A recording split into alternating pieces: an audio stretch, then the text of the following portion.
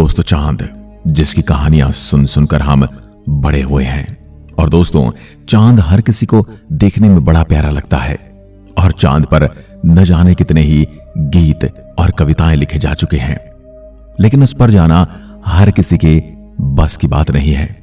हाँ, यह बात भी सच है कि मनुष्य ने चांद पर अपने कदम रखे हैं, लेकिन वहां जाना उसके लिए मौत के मुंह में जाने से कम नहीं था। एक समय था जब पूरी दुनिया में चांद पर जाना अपने शक्तिशाली होने का प्रमाण हुआ करता था। लेकिन आपको जानकर हैरानी होगी, आज जहां हम स्मार्टफोन में कई तरह के फीचर देखने को मिलते हैं, वहीं आज से करीब 50 साल पहले जब तकनीकी रूप में इंसानों का ज्ञान काफी सीमित था, तब 1969 में नासा ने 2 बार इंसानों को चांद पर भेजने का काम किया था। पहले नासा ने जुलाई 1969 में इंसानों को चांद पर भेजा और फिर नवंबर 1969 में दोबारा उसने काम किया। ऐसा लगता है जैसे पहली बार नासा का कोई सामान चांद पर रह गया होगा और फिर उसे लेने दोबारा 4 महीने बाद नासा को इंसानों को चांद पर भेजना पड़ा। नासा यही नहीं रुका, बल्कि उसने 1972 आने से पहले ही इंसानों को 6 बार चांद पर भेजा था और एक इतिहास रच दिया। इसके बाद से ही चांद पर रहने और वहां बस्तियां बनाने की बातें होने लगी। लेकिन बाद में ऐसा क्या हुआ कि जो चांद पर जाने की चाहत पूरी दुनिया के देशों ने त्याग दी, कोई भी वहां जाना नहीं चाहता था। चलिए आज की वीडियो में हम उसी चीज के बारे में जानेंगे। ऐसा क्या था जिसने चांद को इतना भयानक और डरावना बना दिया, जिस चांद पर हर कोई अपनी बस्तियां बसाने की कोशिश कर रहा था। आखिर उस चांद के बारे में आजकल कोई बात क्यों नहीं करता? आप देख रहे हैं गैलेक्सी का रहस्य, और ऐसी वीडियोस देखने के लिए आप चैनल को सब्सक्राइब भी कर सकते हैं। कहते हैं जब नील आर्मस्ट्रांग और बज एड्रिन जब चांद पर घूम रहे थे, तब उनका प्रसारण कुछ समय के लिए रोक दिया गया था। ऐसा तब जानबूझकर किया गया था क्योंकि वो कुछ कहना चाहते थे, लेकिन उनकी आवाज काट दी गई थी। जबकि चांद पर अनेकों टावर हैं जिनकी ऊंचाई 2000 से 2500 मीटर तक है, और उन दोनों लोगों ने भी ऐसे ही टावर को देखा था। लेकिन ये जानकारी आम लोगों तक नहीं पहुंचने दी गई। ये टावर एलियन ने कई हजार साल पहले पृथ्वी पर नजर रखने के लिए बनाए थे। आज ये टावर वीरान पड़े हैं, और इन्हीं टावरों की जानकारी के लिए नासा ने कई बार इंसानों को चांद पर भेजा।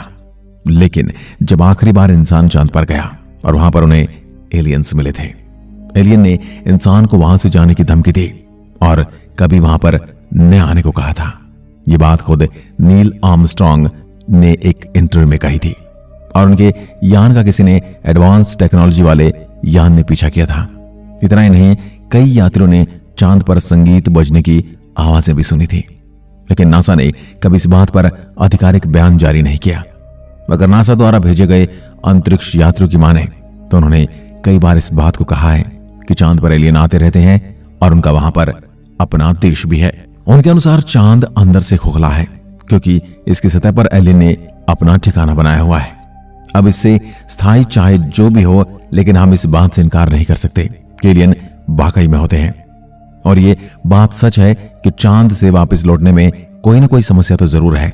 जब हम 50 साल पहले चांद पर जा सकते थे, तो आज विज्ञान ने इतनी तरक्की कर ली है कि अब तक तो हमें वहां पर अपनी एक कॉलोनी बना लेनी चाहिए थी। ये बहुत हैरान करने वाली बात है कि जब 60 के दशक में हम चांद पर पहुंच गए थे, तो अब वापस उसी जगह जाने में हमें इतना समय क्यों लग रहा है? नासा के एक प्रवक्ता ने पिछले साल कहा था कि चांद पर इंसान को फिर से भेजा जाएगा, लेकिन उसकी तैयारी में अभी समय लगेगा। शायद 2028 तक हम चांद पर फिर से पहुंचेंगे। आपको मालूम होगा कि नील आर्मस्ट्रांग चांद पर कदम रखने वाले पहले पृथ्वीवासी थे, और वे 21 जुलाई 1969 को भारतीय समय अनुसार सुबह 8:26 पर चांद पर उतरे थे।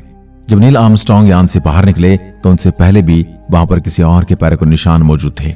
नील आर्मस्ट्रांग ने चांद पर पैर रखने से पहले वहां एक कूड़े की थैली फेंकी थी, जिसका निशान और वो आज भी वहां पर मौजूद होगी, क्योंकि चांद पर कोई वातावरण नहीं है और न ही वहां बारिश होती है।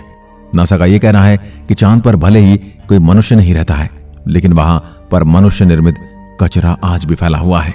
नासा का यह भी कहना है कि चांद पर किसी तरह जीवन नहीं पनप सकता, क्योंकि चांद पूरी तरह से बंजर और बेजान जमीन है और ऐसा कोई कारण भी नहीं है जिससे हम ये कह सके कि चांद पर जाना मनुष्य के लिए हितकारी है। यही वजह है चांद से नासा का मोह भंग हो गया। लेकिन फिर ऐसा कौन सा राज है जिसकी वजह से अमेरिका और बाकी देश बार बार चांद पर जाते तो हैं, लेकिन खुलकर उसके बारे में बात नहीं करते। दोस्तों, चांद का धरातल हमेशा से रहस्यमय रहा है। कहते हैं अतीत में किसी अंतरिक्ष पिंड के टकराने से हमारी धरती के 2 टुकड़े हो गए थे। उन दोनों टुकड़ों में छोटे वाले टुकड़े को हम चांद के नाम से जानते हैं। इसका यह मतलब हुआ कि चांद हमारी पृथ्वी से बना हुआ है, तब तो उसका धरातल हमारी पृथ्वी के बराबर ही होना चाहिए। लेकिन वैज्ञानिकों का कहना है कि चांद धरती से भी पुराना है।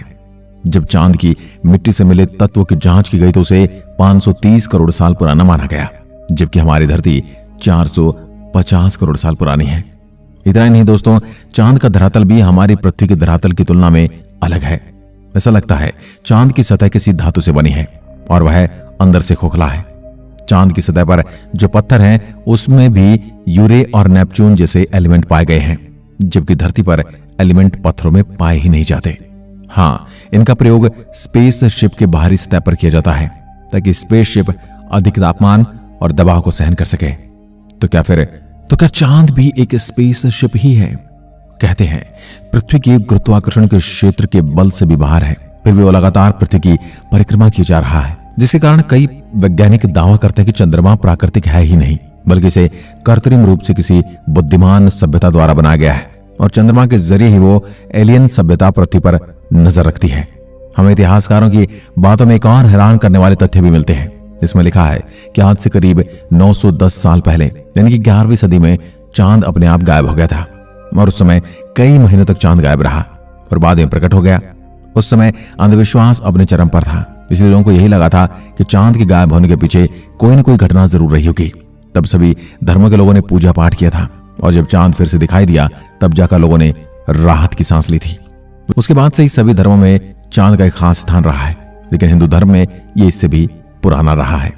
अगर विज्ञान की बात करें तो वैज्ञानिकों का कहना है कि 11वीं सदी में आइसलैंड में स्थित एक ज्वालामुखी में भयंकर विस्फोट हुआ था और उसी से निकलकर भारी मात्रा में राख निकली थी जो कि आसमान में फैल गई थी, जिसकी वजह से चांद दिखाई नहीं दिया था। लेकिन अगर ऐसा कुछ हुआ होता तो क्या उस राख का असर केवल चांद पर पड़ता, जबकि सूरज अपने समय पर रोजाना निकल रहा था? अगर सूरज की किरणें तब पृथ्वी पर नहीं पहुंच पाई तो कई हजार जीव मारे जाते, लेकिन ऐसा कुछ इतिहास के पन्नों में दर्ज ही नहीं है। लेकिन ये बात सच है कि चांद अपने ऐसे ही कई रहस्यों की वजह से हमेशा हमारा ध्यान अपनी ओर खींचता रहता है, जिसके लिए बार बार इंसान को चांद पर जाना पड़ता है। लेकिन 50 साल से इंसान चांद के बारे में कुछ खास पता नहीं लगा पाया है और इंसान ने वहां जाने की कोशिश भी नहीं की है। आपको इसके बारे में क्या लगता है? क्या वहां पर कुछ ऐसा है जिससे इंसान डर गया है, या फिर इंसान वहां पर अपने लायक कुछ नहीं पाता है इसलिए उसमें इंटरेस्ट खत्म कर दिया है? अपने विचार हमें कमेंट में जरूर लिखें। एक बार फिर मिलते हैं, तब तक के लिए नमस्कार।